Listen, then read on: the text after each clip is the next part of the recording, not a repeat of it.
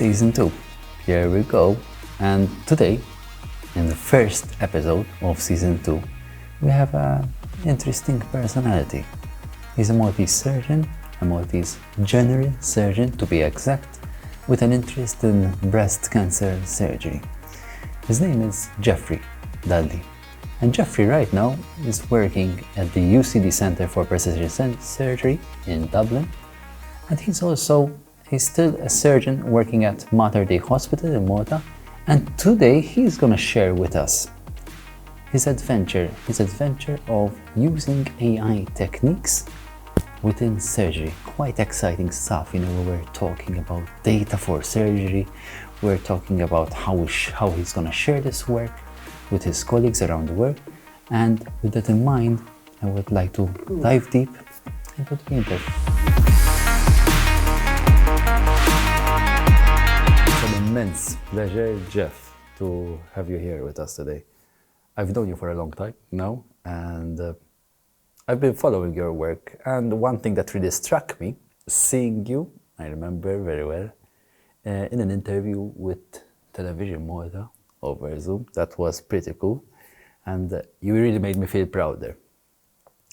But something that intrigued me really more is that when you were explaining your work, you started going a bit more into precision surgery, the element of digitalization, and it makes me think, like, what was your digital health journey? Like, what brought you here with us today in this, the studio, like, talking about your work? And like, tell us your story. Like, I'm really curious, Jeff.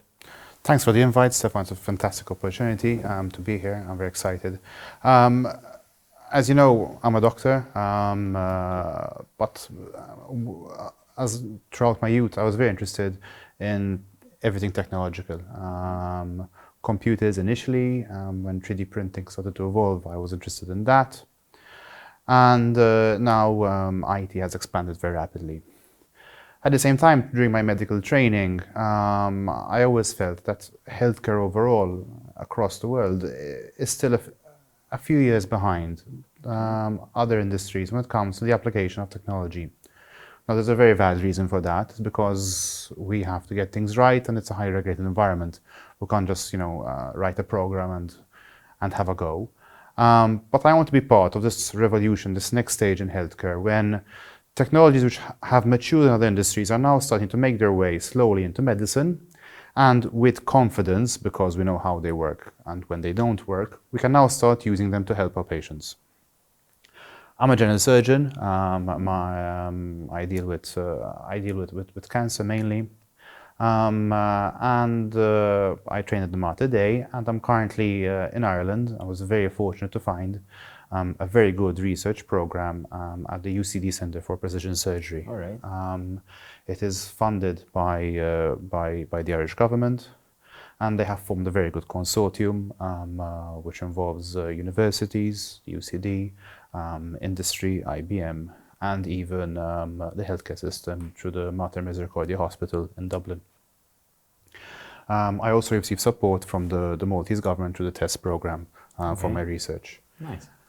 So whenever we do an operation, we need to know that what we are cutting into or planning to join has a good blood supply. Our operation involves cutting arteries and veins, and if we want the body to heal well after, we have to make sure we leave enough blood flowing in and out of our organs so that they can heal well. Okay. In the past, it was a bit of a game. Surgeons would see if there's bleeding or see if the organ has turned black or purple. But we know that that's not objective. It's based on visual interpretation. Nowadays, we have other technologies. We have special cameras and dyes which allow us to do angiograms during an operation. The problem, however, is that, again, the interpretation of this has remained very visual. We still have surgeons looking at screens and taking sort of an opinion. My research looks into introducing objectivity into this. Now, this may mean numbers, mathematics, statistics.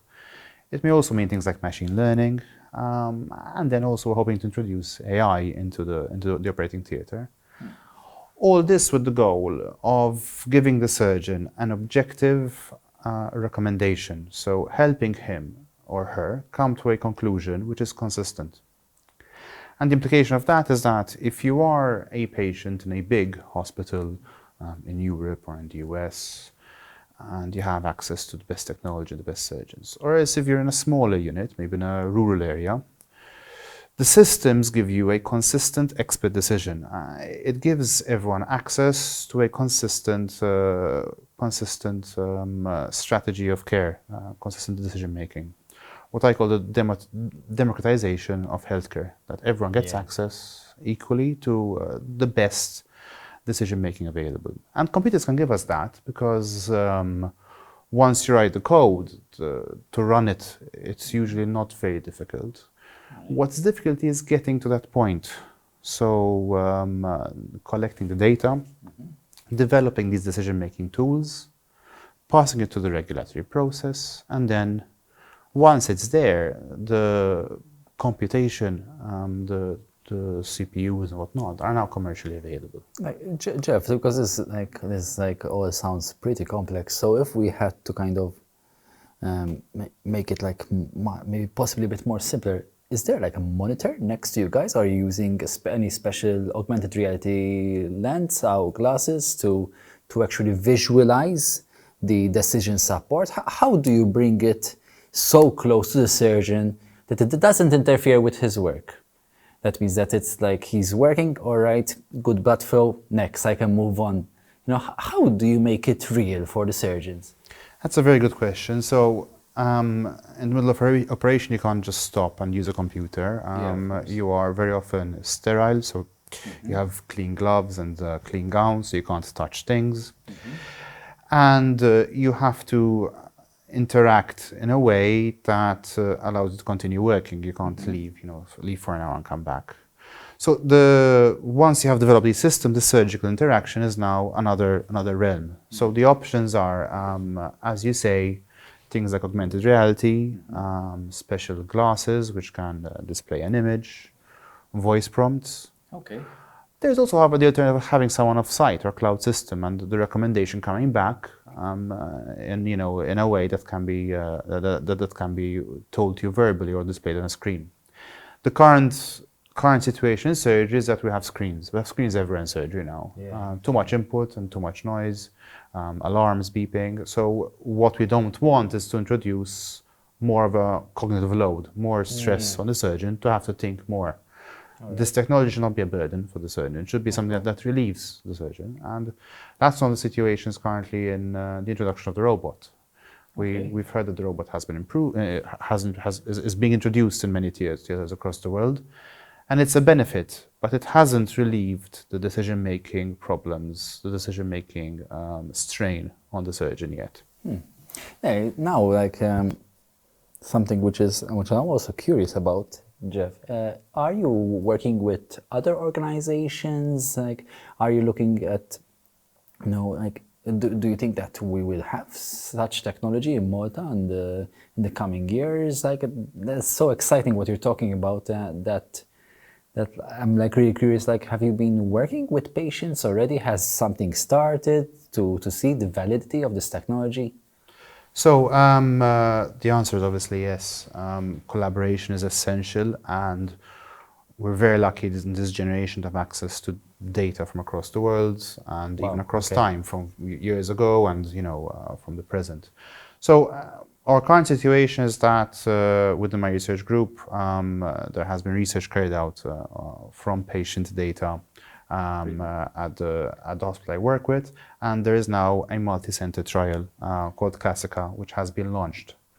The goal of this trial is to trial the technologies that have been developed during this research period. It's important that the data is openly available because in certain fields of medicine, like radiology, they have the luxury of having very large data sets available, images stored and ready. In surgery is a problem. In surgery, we are still generating data as time goes along, and this sort of these very large data sets you can just attack with computers don't really exist yet. Jeff, I'm going to interrupt you there for a second. What kind of data do you see being generated from a surgery? Like, you can be really, really basic, nothing super complicated, but like, what kind of data? For example, what instrument you use? How do you see that working? So over the past few years, every process of the patient's pathway to surgery has been computerized. Okay. That comes from the first time that they're seen in clinic, there is maybe a letter, to when they are registered on a waiting list, when they come for operation, their preoperative assessments, and then once you get to theater, we have a lot of machines. These machines store the blood pressure and the pulse during an operation, whilst you have your anesthetic. And then we start to get our surgical data, the videos of us operating. All right.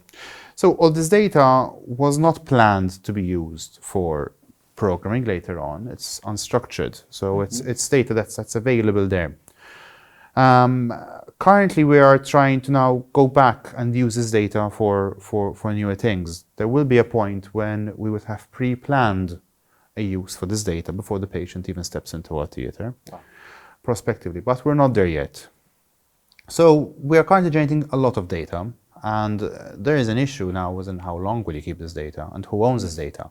Is it the patient? Is it the hospital? And all these things are currently being developed. It obviously depends on country or continent where you're on. But to answer your question clearly is that we are going to be inundated with data. The question is what to do with it, and if it's useful, and if we can maybe pre-structure the data in a way that we can use it or make it more useful. The final point is sharing it. As you said, one hospital in one country or one hospital in one region might not on their own have enough significant data to develop something, but through collaborations and access to data sets, we are now starting to see these large data sets being developed. And this is a very important point, that preparing the data for maybe someone else to use in the future is a big step. We are not in a situation where computers can simply access everything we have available to us. Wow. I'm trying to imagine labeling hundreds of hours of surgical videos, and even kind of because you're kind of even taking data cleaning to the next level, where is the field of vision used during the surgery correct? Have all parts of the surgery being filmed correctly? So now we're even looking at videography techniques for surgery. Like, pretty exciting and mind-blowing when you think about it. It's a great point you've mentioned, that the data cleaning is very important. And when we think of computers, we think of some system that is sort of starts and ends on its own, what we call a black box. Yeah. But in healthcare, we're a bit weary of that, because we need something called explainability. We need to know that if we have created a system or generated a decision from the data, we want to be able to explain it. Exactly. Because every process in the patient journey, the patient should have control of consent. The ability to be educated on the options and take an informed decision. If you cannot explain how a computer works, even if they work brilliantly most of the time, the patient is always going to be exposed to an unknown risk, which in healthcare we find quite unacceptable. So it is currently very laborious for humans to be involved in this, but it's very important that we make an effort to be able to explain every single step of the decision-making process of the computer. Which is why certain algorithms which involve deep learning, for example, we are still a bit afraid to use, because the answers we might be given, even if the results are fantastic or even supersede human abilities, we need to be able to explain why we're getting to that conclusion. We don't want a situation like other branches of AI, where, for example, the software is biased by skin color or race. That in healthcare is not an option. It's not acceptable, agreed. So, Jeff, believe it or not, we're getting closer to the end of this video podcast, brilliant combination. And I have like a big picture question for you. How do you see the future of digital health and medtech within the next 10 years? Do you see your workflow changing all over? Like, do you see your day looking totally different? Do you see yourself doing much less work that can be tedious but more focused on possibly high stakes, low frequency work? How do you see your work evolve in the next 10 years? It's interesting you asked that. If we had to have a conversation, when we were younger, where do we see the world? We wouldn't have predicted this world. In both ways, some things have surpassed our expectations, some things have not surpassed our expectations. We've been disappointed in the way technology has progressed. My vision, and from experiences at conferences, is that there's a strong interest in this work, both from our medical colleagues and also from patients. The process will not be a big bang. It's going to be iterative, very small steps, and we're going to build up along the way. And that's a very important process because we have to critique, we have to be critical of every single step and make sure that we are not overselling ourselves, because in healthcare we cannot do that. And we cannot do something which looks fantastic and then lose the patient's faith in our care. As doctors, our first goal is to do no harm. And if we're going to just rush on and be overexcited by this technology, there's a big risk for that. Yeah. So I think over the next few years, there's going to be many projects like mine where very specific roles for AI are going to be applied, and the process to get these ideas into mainstream healthcare is going to become more and more established. We are still waiting for, clear legislation, clear processes for these new technologies. So it's important we take our time and do things right. The worst thing is if we could, if we had to do something which had a very negative effect on a large group of people's health, which has happened in the past in healthcare. Our job, I don't believe, is at risk because there's always going to be patient contact. There has to be empathy, has to be understanding. And the patient will always need a human doctor to guide them through the healthcare process, because there's more to healthcare than just technology. Down the line, I think certain healthcare roles may be challenged. For example, pathology or radiology. There is a role for AI recommendation in very specific situations. As a surgeon, I think it will be a while before I'm replaced, but certain branches of surgery are more at risk than others. When you have orthopedics, for example, where the structures do not move a lot because they're bones, they're rigid by definition, you have more of a chance of automation of operations. In soft tissue surgery, so operating on the intestines, in my case, breast cancer surgery, that will take a while. So the future is bright. I'm excited about it, and we have to accept and embrace change, but do it responsibly. Like in healthcare, we simply love to say AI in healthcare, or we just do like we have a great product and we use AI in this product. And at the end of the day, it's like, what's AI? Like, is it just AI? Just we use some technology, or is it a bit more than that, Jeff? I think that's a very good question. It's a very good point to be raised. Our colleagues who are programmers have a very clear definition of what AI is, or machine learning is, and it isn't. But when it comes to applying it in industry, this definition is currently evolving. For example, there's the EU white paper on AI, which gives a very broad definition on what is AI and what isn't. It's important to go a step back and to think, why are we doing this? Do we have this fancy new technology which we want to use in every possible situation, or are we solving problems? So the first goal in healthcare is to identify what the problems are. And the next step is to solve them. Very often, problems which are being advertised as being solved by AI, because we want to use the buzzword or use the latest technology, do not require this. Very often, simple statistical techniques or generating recommendation from the data, which is not as creative, does not require this learning process which AI offers, is enough. So for my colleagues entering this research, what I recommend is have a think first. Does this problem require the fanciest and most complex solution? Or are we overcomplicating this? Can we solve it with very standardized statistical techniques or mathematical techniques? So AI is fantastic and it will most probably change the world, but we should only use it when we need it and not create problems for us to use it. Okay, wow.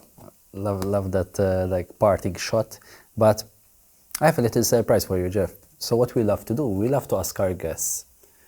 We give them 1 minute to raise awareness on any topic of their choice. It doesn't have to be healthcare. It could be, we had climate change, we had inequality, we had health literacy, we had like a variety of topics. So I'm gonna give you now 1 minute to raise awareness on anything, like something that you really think that is worthwhile mentioning in this conversation. I think a very valid point, Stefan, is on education. We know that, you know more than I do, as in public health, the greatest modifiers of healthcare are not very specialized operations, but it's access to clean water, access to good food, and making the right choices in life as well. So what I encourage young people is to seek more knowledge. We're very lucky. We live in a generation where knowledge is very available. Research papers, books, videos.